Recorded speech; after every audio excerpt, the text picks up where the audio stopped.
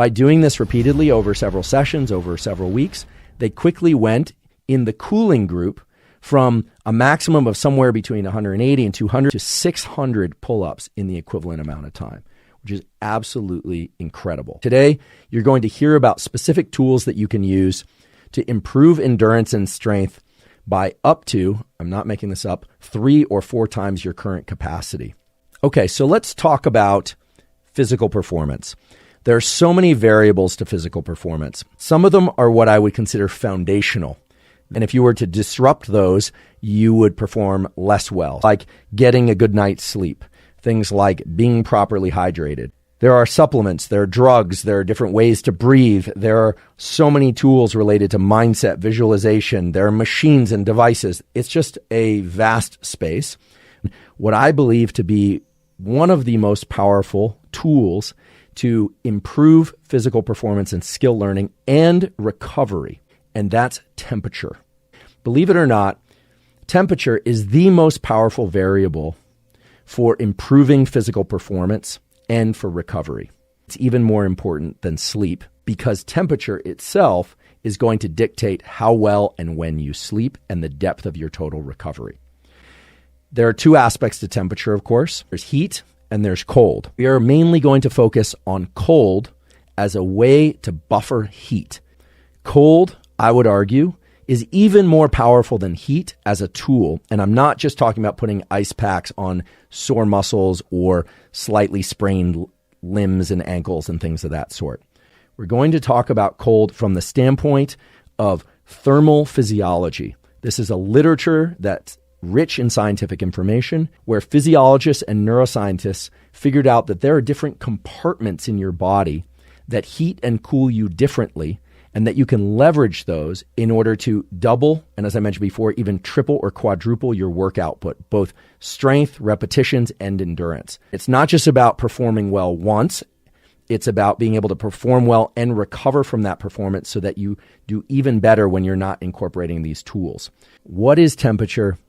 How does temperature impact the body and its ability to perform, including learn new skills? Heating up too much is just plain bad. It's not just bad for physical performance, it's bad for all tissue health. If your brain heats up too much, neurons start dying, and those neurons don't come back.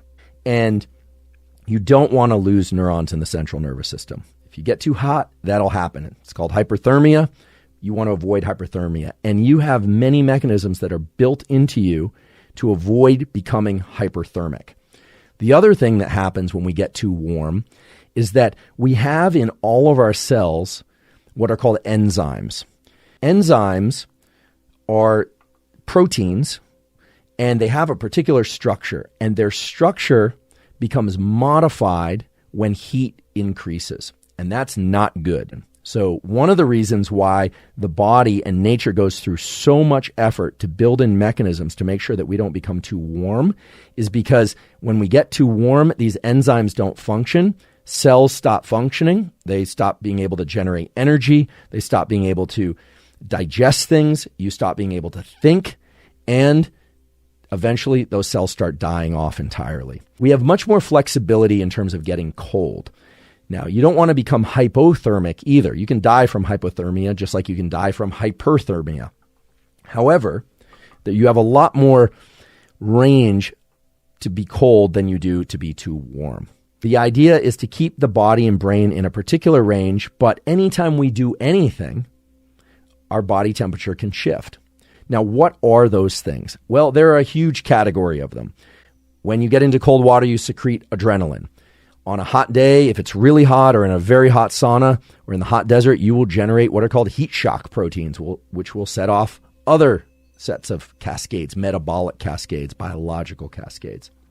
But the simplest way to think about this process is that when we get cold, we tend to vasoconstrict. Our blood vessels tend to constrict, and we tend to push energy toward the core of our body to preserve our core organs. When we heat up, our blood vessels vasodilate. They expand a bit, and more blood flows to our periphery, and more blood can move throughout the body generally, and we will perspire. We will sweat so that it can be dumped. We are dumping heat. And now the most important thing to understand is that if you get too hot, not only do those enzymes stop working, but your ability to contract your muscles stops. ATP is involved in the process of generating muscle contractions. Doesn't matter if you're running a marathon, doesn't matter if you're doing a yoga class, doesn't matter if you're going for a 700-pound squat. The range of temperatures within which ATP can function and muscles can contract is very narrow. Somewhere around 39 or 40 degrees Celsius, it drops off and you will not be able to generate more contractions. That temperature can be generated locally really fast. If you can keep temperature in range, however, in a proper range, you will be able to do more work. You will be able to create greater output. You'll be able to lift more weight, more sets, more reps, and you'll be able to run further. So how do you dump heat in order to perform longer safely? Well, in order to understand that, you have to understand that the body has three main compartments for regulating temperature. And there's one compartment in particular that all of you have. And if you can understand how that works, you can do tremendous things for your performance and for your recovery. One is your core. We already talked about that. The other is your periphery, which are obviously your arms and your legs and your feet and your hands. But then there's a third component, which is there are three locations on your body that are far better at passing heat out of the body and bringing cool into the body, such that you can heat up or cool your body everywhere very quickly. Face, the palms of your hands, and the bottoms of your feet. What's special about those areas of your body, the arrangement of vasculature, of blood vessels, capillaries, and arteries that serve those regions is very different than it is elsewhere in your body. There's a rule in vascular biology that blood moves from arteries to capillaries and then to veins and then back to the heart. These three regions of your hands, your face, and the bottoms of your feet, we have what are called AVAs. AVAs are a very special pattern of vasculature. But AVAs are direct connections between the small arteries and the small veins. They bypass the capillaries to some extent. These AVAs allow more heat to leave the body more quickly and more cool to enter the body more quickly. In other words, you can heat up best at the face, the palms, and the bottoms of the feet, and you can cool down best at the face, the palms, and the bottoms of the feet than you can anywhere else on your body. And when I say heat up or cool down, I mean actually heat or cool the core and your brain. Okay? They were studying overheating in athletes and in military and in construction workers and trying to prevent it. And they did a bunch of experiments. What they essentially found was that cooling the palms, palmar cooling, allowed people, athletes and recreational athletes, to run much further, to lift more weight, and to do more sets and reps to a absolutely staggering degree. What they essentially did is they brought someone into their laboratory who could do 10 pull-ups on the first set, and they were able to get 10, rest 2 or 3 minutes, get another 10, rest 2 or 3 minutes. And if you've ever tried this, what you find is that you start dropping to 8, 7, 6, etc. Then they used a device. They had people hold on to what was essentially a cold tube. That cool from the cold tube passes into the hand, these so-called palmar regions, and then cools the core. And in theory, by lowering body temperature, would allow the person or the athlete to do more work. Actual data, the specific data showed that subjects could do, at least the subjects they worked with, on their first day with no cooling, about 100 pull-ups across the time frame that they had. Then they came back and did the cooling. They did it the very next day, and they found that they went to 180 pull-ups, which is incredible. It's a near doubling.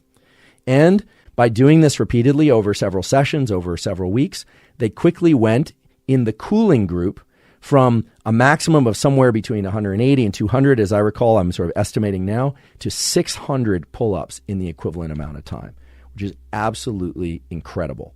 So how can you start to incorporate this? Well, first of all, I always get asked, how cold should the water be? Should it be ice water? Should it be very cold water? The answer is no. You want to experience some of this effect without a device. You could do your maximum number of pull-ups, stop, and then you could actually put your hands into or on the surface of a sink that is presumably stopped up with cool water. So not ice water, not freezing cold, but cool water. Slightly cooler than body temperature before you started training would be a good place to start. You do that for 10 to 30 seconds. Then you could go back and do your next set. You would repeat the cooling. You would want to extend the amount of cooling somewhat. So you might want to do that for 30 seconds to a minute. This is not going to be perfect. You're going to have to play with how cold to make it in order to get the optimal effect. Same is true if you're running and you're fatiguing. Obviously, you don't want to become hyperthermic. Cooling the hands or the bottoms of your feet or the face would be the ideal way to dump heat in order to be able to generate more output. You could take a frozen juice can, if you have one of those, or a very cold can of soda, and you would want to pass it back and forth between your two hands. The reason the passing back and forth is really important is because you don't want to be so cold that you constrict those venous portals that will allow cold to go into the body. Once again, we've covered a lot of material.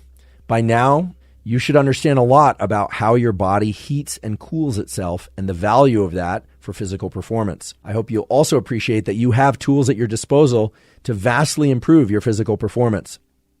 And should you try those, please let us know how it goes. If you decide to do Palmer cooling during your runs or after your runs, during your weight workouts, during your yoga sessions, whatever it is, let us know. Please place that in the comments.